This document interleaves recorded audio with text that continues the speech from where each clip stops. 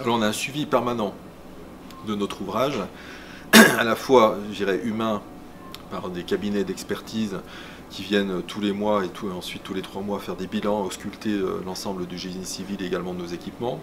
Mais aussi on a un certain nombre d'outils qui sont présents dans le tunnel, comme des cordes optiques ou des relevés de scan 3D qui nous permettent effectivement d'examiner l'évolution de l'ouvrage, du génie civil, des équipements. Et ça nous permet d'anticiper très tôt un programme pluriannuel d'investissement quand on constate, je dirais, une usure normale, classique de nos ouvrages. Donc c'est le cas. On a une portion de dalle où on a constaté il y a un certain nombre d'années en arrière un taux de chlorure qui était assez important dans les bétons. Et ce chlorure en fait vient attaquer, je dirais, les armatures métalliques. Et la conséquence de ça, c'était une conséquence qui nous oblige, dans notre programme qu'on avait anticipé il y a quelques années en arrière, de renouveler cette portion de dalle sur 550 mètres. C'est une première mondiale dans le sens où on renouvelle régulièrement sur des ouvrages d'art, je dirais, des portions de dalles, mais ça ne s'est jamais fait effectivement dans un tunnel. Il faut vous imaginer le tunnel du Mont Blanc comme un trou dans lequel on a poussé un ouvrage d'art. Donc on va renouveler cette dalle dans un espace extrêmement contraint. D'où une technologie qui va être développée par l'entreprise, par des portiques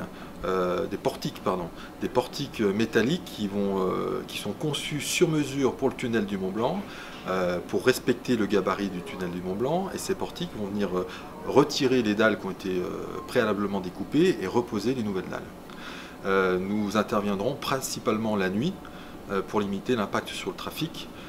Et sur des périodes où on a identifié le moins de trafic, on est en dehors des zones de congés scolaires, en dehors des périodes effectivement de jours fériés en France et en Italie, les week-ends également de Pâques.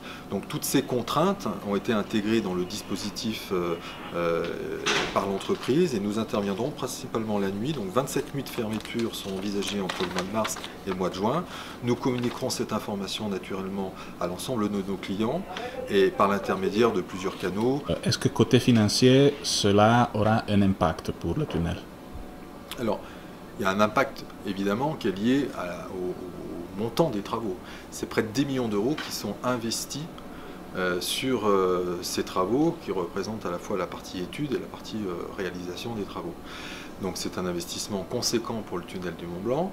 Sur l'impact financier, chiffre d'affaires, la question en fait elle est difficile à appréhender parce qu'on aura essayé suffisamment en amont d'informer nos clients, donc ils probablement adapteront soit leur parcours, soit leur durée de passage, leur temps de passage, ce qui normalement devrait assez peu avoir un impact sur les aspects financiers du tunnel qui sera assez faible.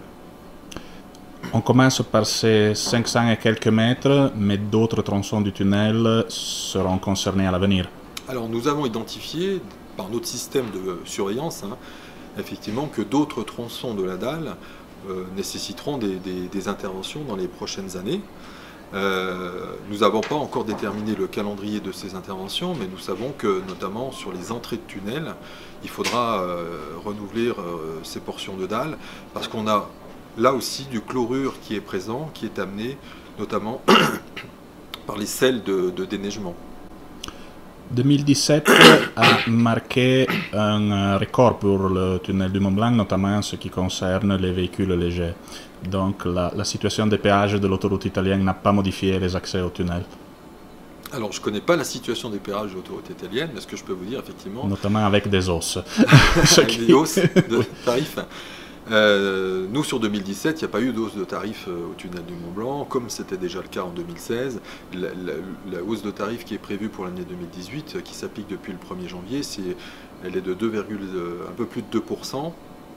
Moitié, 1% concerne, je dirais, la moyenne de l'inflation des deux pays, et puis il y a 1% qui est lié effectivement aux travaux du second tube qui se réalise au Fréjus, et comme il y a une parité des tarifs entre le Mont Blanc et Fréjus, cette augmentation s'applique aussi au tunnel du Mont Blanc. Ça n'a pas effectivement, en ce début d'année, impacté le le trafic qui est sur la même, je dirais, dynamique que l'on a constaté en 2017, une dynamique assez importante puisqu'il y a une augmentation de trafic globale de 4% et on a presque atteint les 2 millions de passages sur la globalité de l'année 2017 sur l'ensemble du trafic. C'est un record naturellement. Et un autre record, c'est celui du nombre de véhicules légers. Sur ces 2 millions, il y a 1 350 000 véhicules légers, c'est-à-dire plus de 2 tiers du trafic de véhicules de tourisme qui ont franchi le tunnel en 2017. Vous avez mentionné le doublement du Fréjus. Qu'est-ce que vous estimez qu'à long terme, bien sûr, cela impacte sur l'exploitation de ce tunnel?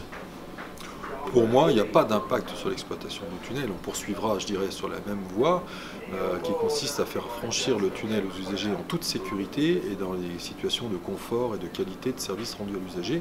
Pour moi, il n'y a pas d'impact direct du second tube de Fréjus sur l'exploitation du tunnel du Mont-Blanc. Et côté trafic? Côté trafic, pareil. Parce que je pense que aujourd'hui, les transporteurs, les chauffeurs routiers utilisent, je dirais, les distances les plus courtes pour se rendre d'un point à un autre.